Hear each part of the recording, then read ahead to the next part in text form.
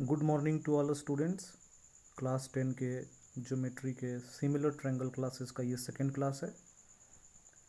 पिछले वीडियो में मैंने आपको बताया थेल्स थ्योरम को समझने के लिए बैकग्राउंड कॉन्सेप्ट क्या चाहिए। मैंने थोड़ा सा यहाँ मेंशन किया है उसी चीज़ को थोड़ा सा रिवाइज करने के लिए। अगर आपने वो वीडियो नहीं देखा है तो पक्का जाके देखिएगा ताकि समझने में आसानी हो। अगर आप यहाँ देखिए तो लिखता है area of triangle equal to half into base into height, और दूसरा बैकग्राउंड लिखता है क्या, area of two triangle between same base and same parallel lines are equal in area. अगर दो ट्रायंगल है और दोनों ट्रायंगल दो पैरेलल लाइन के बीच में है और उनका बेस भी एक ही है तो वो ट्रायंगल का एरिया बराबर होगा। इन दोनों थ्योरम को, अगर थेल्स थ्योरम को प्रूव करना है तो इन दोनों कॉन्सेप्ट को आपको समझना होगा। और जहाँ तक मुझे याद है आपने क्लास 9 में पॉइंट नंबर 2 को पढ़ा है कि जब दो ट्रायंगल आपस में उनका एरिया बराबर होगा जब वो दोनों ट्रायंगल सेम बेस और सेम पैरेलल लाइन के बीच में लाई करते हैं। एरिया ऑफ पैरेललोग्राम में आपने पढ़ा होगा क्लास 9 में। तो बिना टाइम वेस्ट किए हुए हम लोग थेल्स थ्योरम के स्टेटमेंट को समझते हैं। देखिए थेल्स थ्योरम का स्टेटमेंट क्या कहता है। कहता है if a line drawn parallel to one side of a triangle to intersect the other two sides in distinct points, the other two sides are divided in the same ratio। आप देख सकते हैं यहाँ मैंने अंडरलाइन किया है आपको इस लंबे से सेंटेंस को तोड़ के छोटा छोटा समझाने के लिए। कहता है कि अगर कोई लाइन ट्रायंगल के किसी एक साइड के पैरेलल ड्रॉ की जाए जो कि बाकी दोनों साइड को अलग अलग पॉइंट पे इंटरसेक्ट करे, तो जो इंटरसेक्टिंग लाइन है जो बाकी दोनों लाइन को इंटरसेक्ट करती है वो उन दोनों साइड को सेम रेशियो में डिवाइड करेगी, सेम रेशियो में डिवाइड करेगी। तो देखते हैं हमारे पास क्या क्या दिया हुआ है। तो गिवन है triangle A B C, line L parallel to B C, intersect A B at D and A C at E shown in figure. अगर आप देखें ध्यान से तो लिखता है ये आप देख रहे हैं ए बी सी एक ट्रायंगल है, साइड ए बी को डी पे कट कर रहा है और साइड ए सी को ई पे कट कर रहा है। तो कुल मिला के अगर आप देखें तो आप पाएंगे कि यहाँ पे जो आपका कॉन्सेप्ट है वो ये है कि ए बी एक साइड है और वहाँ पे पॉइंट डी कट करेगा, ए सी एक साइड है वहाँ पे पॉइंट ई पे कट कर रहा है, और ये लाइन है, लाइन दोनों साइड से एक्सटेंड किया जाता है। आपने पिछले क्लासेस में पढ़ा है जूनियर क्लासेस में कि लाइन क्या होता है, लाइन को दोनों साइड से बढ़ाया जा सकता है। लाइन सेगमेंट का कोई साइड एक्सटेंड नहीं होता, उसका एक डिफिनिट लेंथ होता है और लाइन एक डायरेक्शन में बढ़ता है। तो ये आप लाइन देख रहे हैं, लाइन ने इंटरसेक्ट किया ए बी को डी पॉइंट पे और ए सी को ई पॉइंट पे। अब देखते हैं प्रूफ क्या करना है इस पे। प्रूफ करना है A D by D B equals to A E by E C, इसको प्रूफ करना है। ध्यान देंगे कंस्ट्रक्शन, कोई भी ज्योमेट्री के क्वेश्चन को प्रूफ करने के लिए सबसे पहले गिवन लिखा जाता है। गिवन मैंने यहाँ लिखा हुआ है। अगर कोई फिगर ड्रॉ करना है तो आप ड्रॉ भी कर सकते हैं। टू प्रूफ क्या है उसको सबसे पहले लिखेंगे, और अगर कंस्ट्रक्शन करना है तो कंस्ट्रक्शन भी आपको मेंशन करना होगा।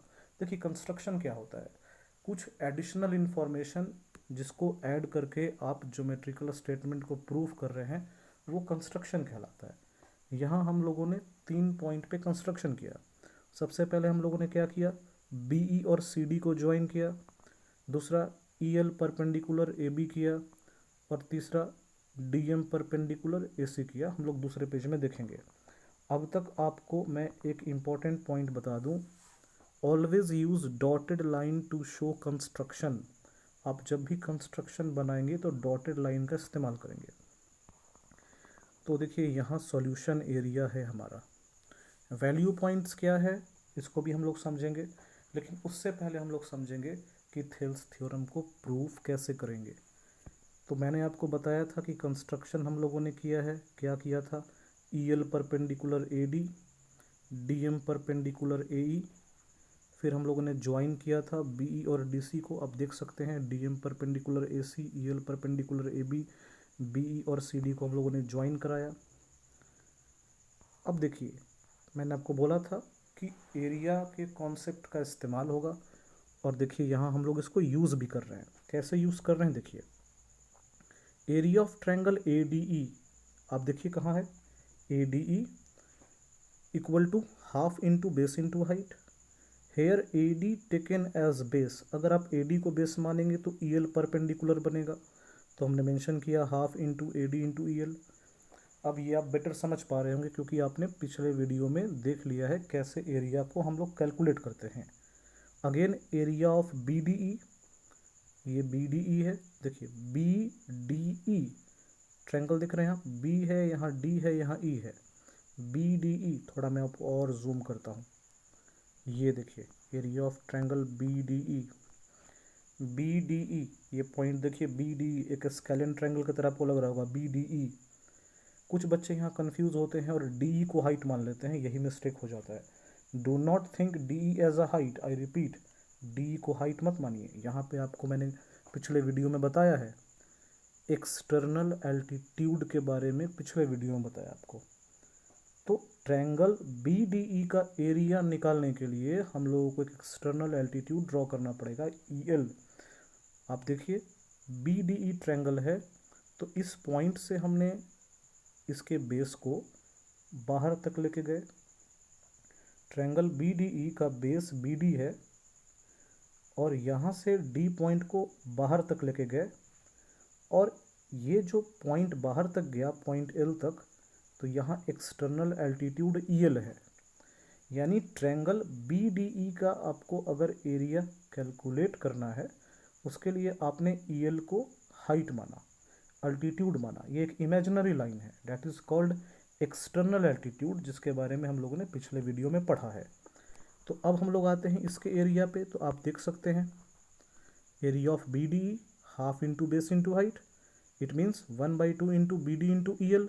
Hair B D is taken as base and external altitude of triangle B D E L is taken at its height, जो कि मैंने आपको समझाया कि बी डी ई का एक्सटर्नल एल्टीट्यूड लिया गया ई एल, ई एल को आपने हाइट माना, तो half into B D into E L बना।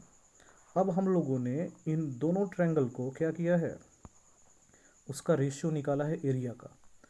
तो उसके एरिया का रेशियो निकालने के लिए क्या किया, half into A D into E L, half into B D into E L to L cancel, half to half cancel. So area of A D E by area of B D equal to half, half सारा cancel, तो आ गया A D by B D. Similarly हम लोगों ने फिर से triangle A D ई लिया, फिर से ट्रायंगल ए डी ई लिया, लेकिन यहाँ पे ए ई को बेस माना, ए यू को बेस माना, तो उसके लिए हाइट बन गया डी एम। पिछले वीडियो में बताया था कि एक ट्रायंगल का एरिया निकालने के लिए 3 स्टेप हो सकता है, तो यहाँ half into A into D M किया। फिर से मैंने रिपीट किया कि A is taken as base of triangle A D E. In the similar manner triangle D E C, अगर आप समझ गए होंगे बी डी ई को, तो डी ई सी को भी समझना आसान हो जाएगा। डी ई सी में देखिएगा ई सी बेस है और ई को हमने एक्सटेंड कर दिया बाहर तक, तो डी एम बन गया उसका एल्टीट्यूड, एक्सटर्नल एल्टीट्यूड। और आपने समझा है ट्रायंगल के एरिया को निकालने के लिए एक्सटर्नल एल्टीट्यूड बहुत काम आता है। तो यहाँ डी ई जो है, डी ई सी में हमने ई सी बेस लिया और डी एम को हाइट माना, तो इसका एरिया हो गया क्या, हाफ इंटू ई सी इंटू डी एम। आप में से कुछ बच्चे ये सोच रहे होंगे कि अगर हमको डी एम लेना है हाइट, तो हम लोग ट्रायंगल डी एम सी क्यों नहीं ले लें। अगर आप ट्रायंगल डी एम सी लेंगे तो बेस को आपको लेना पड़ जाएगा सी एम, और हमें चूँकि ई सी को रेशियो लेना है, सी एम को नहीं। और सिमिलरली अगर हम लोग ट्रायंगल बी एल ई ले लेते तो एल बी का रेशियो आ जाता, जबकि हम लोग को डी का रेशियो चाहिए। तो हम लोगों को ज्योमेट्री में प्रूफ करने के लिए क्वेश्चन के हिसाब से चलना पड़ता है। हम लोग को प्रूफ करना है A D by D B equal to A E by E C, इसीलिए हम लोग ट्रायंगल बी डी ई लिए और ट्रायंगल डी ई सी लिए। मैं एक बार फिर से आपको बता दूं, ज्योमेट्री में क्वेश्चन के अकॉर्डिंग हम लोगों को चलना होता है। तो अब तक आप समझ चुके होंगे कि ट्रायंगल DEC का area half into EC into DM होगा। अब हम लोग आते हैं दोनों ट्रायंगल के रेशियो पे। तो area of triangle ADE by area of triangle DEC क्या होगा, half into AE into DM और half into EC into DM, DM DM cancel, half half cancel. So area of triangle ADE by area of triangle DEC is equal to AE by EC। आप right hand side में value points देख रहे होंगे, घबराइए मत, value points कैसे use करना है ये भी हम लोग समझाएंगे। अभी हम लोग समझेंगे क्या है। तो अब तक आपने देखा, अब मैंने आपको एक कॉन्सेप्ट बताया था। वो कॉन्सेप्ट क्या था कि अगर दो ट्रायंगल सेम बेस पे लाई करे और सेम पैरेलल लाइन के बीच में हो तो उनका एरिया बराबर होता है। तो ट्रायंगल BDE और ट्रायंगल DEC आप देख सकते हैं सेम बेस DE है। हमने ट्रायंगल BDE लिया तो बेस DE है, और फिर हमने ट्रायंगल DEC लिया, देखिए ट्रायंगल DEC है तो उसका बेस भी क्या होगा, DE होगा। तो हम लोगों ने जो दोनों ट्रायंगल लिया BDE और DEC, दोनों का बेस हमारा DE है, कॉमन बेस है, और DE पैरेलल है BC का। इसका मतलब क्या हुआ, BDE और DEC दोनों का एरिया हो गया हमारा बराबर। तो यहाँ लिखता है area of triangle BDE equal to area of triangle DEC, और उसी का रीज़न दिया है कि triangle between same base and same parallel line are equal in area. Common base DE है और DE जो है BC के पैरेलल है।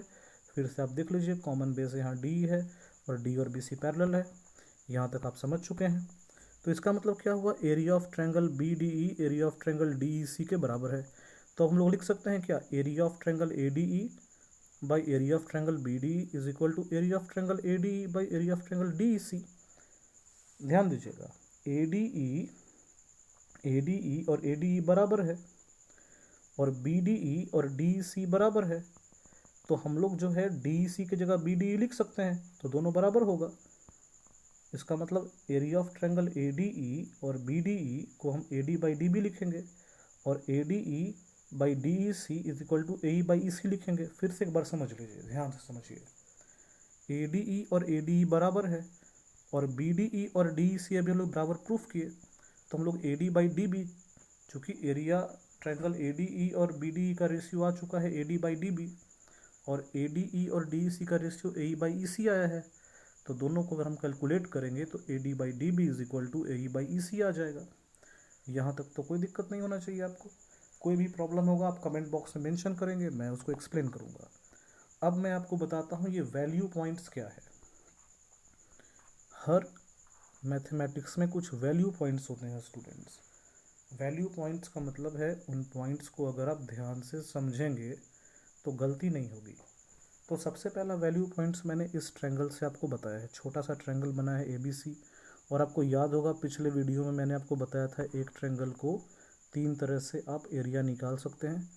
तो कभी कभी बच्चों को समझ नहीं आता, टेक्स्ट बुक वगैरह इतना अच्छे से एक्सप्लेन नहीं कर पाता, वो टीचर के ऊपर छोड़ता है कि टीचर एक्सप्लेन करेगा। यहाँ मैं आपको समझा रहा हूँ कि ये जो एरिया ट्रायंगल ABC का है, half into BC into AD भी लिख सकते हैं, half into AC into B भी लिख सकते हैं, half into AB into CF भी लिख सकते हैं। बस डिपेंड ये करेगा कि कौन सा बेस है तो कौन सा हाइट बनेगा। वही हमने लिखा है, altitude and height can be consider as same. Value point में मैंने उन सारे पॉइंट्स को डाला है जहाँ बच्चे जनरली कंफ्यूज करते हैं, और एक बार कंफ्यूजन हो जाता है तो समझना बहुत मुश्किल हो जाता है। तो किसी भी क्वेश्चन को प्रूफ करते समय मैंने यही कोशिश किया है, जहाँ जहाँ कॉन्सेप्ट को समझने के लिए वैल्यू पॉइंट्स लगे उसको मैंने सामने मेंशन किया है। मैंने फिर लिखा, deal one side at a time to avoid confusion और mistake. One side at a time, इसका मतलब क्या हुआ, देखिए one side at a time का मतलब हुआ एक साइड के ट्रायंगल को एक साथ लेने के लिए।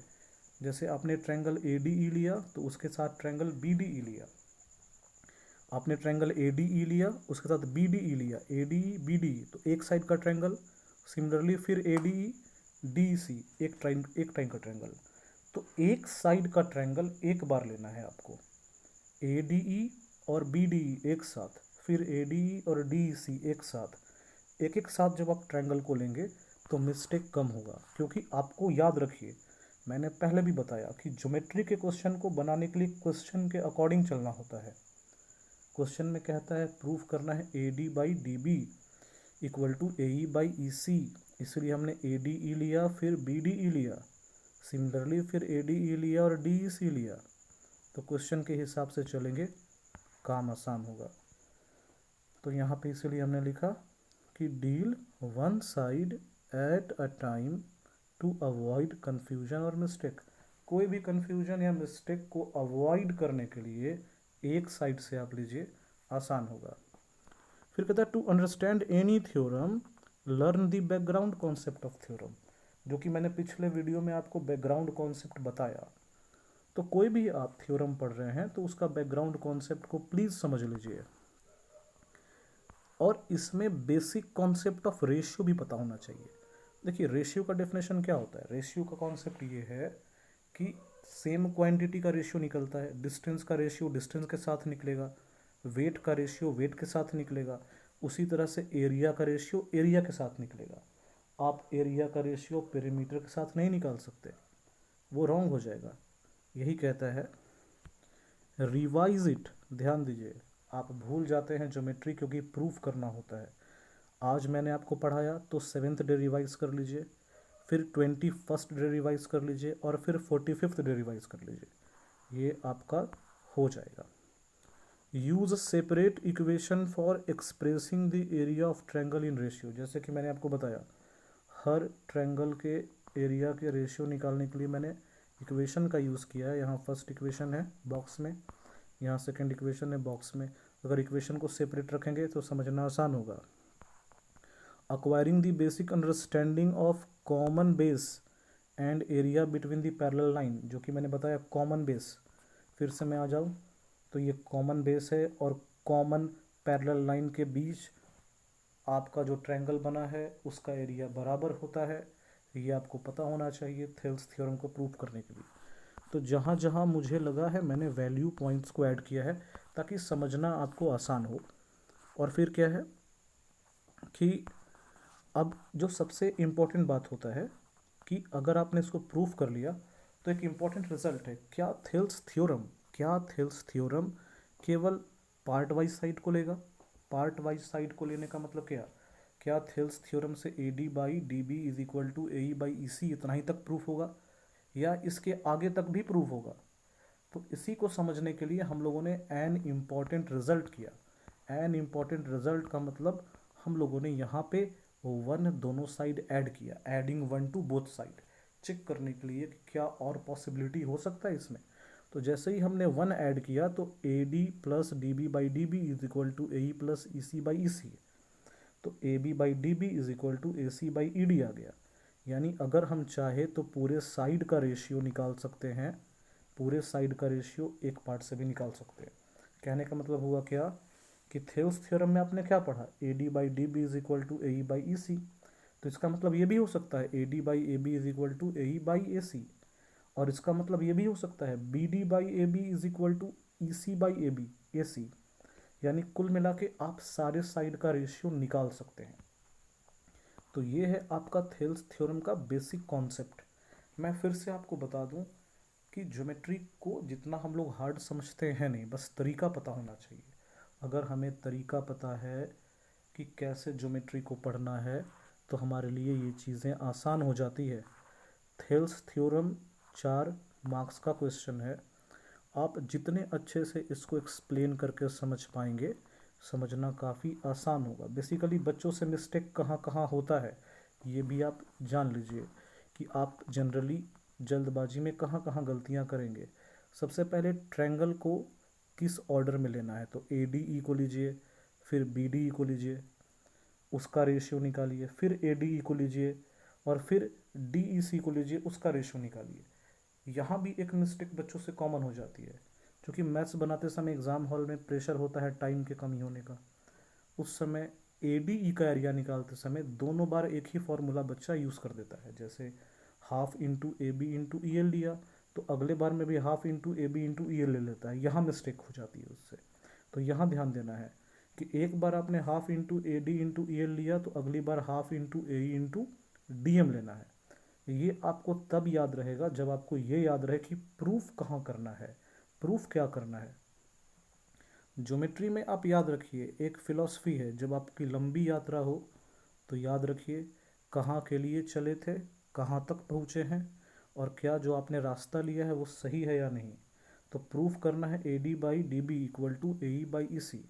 तो प्रूफ करते हुए बीच में ये ध्यान रखिए कि क्या आपने area of triangle A D ई निकालते समय दो बार तो एक ही फॉर्मूला नहीं यूज़ कर रहे। यानी कहने का मतलब हुआ एक बार आप area of triangle A D के लिए A D by 1/2 into A D into E C लीजिए, ये लीजिए, और एक बार 1/2 into A E into D M लीजिए। तब आपका बिल्कुल आसानी से बन जाएगा। दूसरा मिस्टेक होता है कि बच्चा बी डी ई और डी ई सी को बराबर नहीं कर पाता।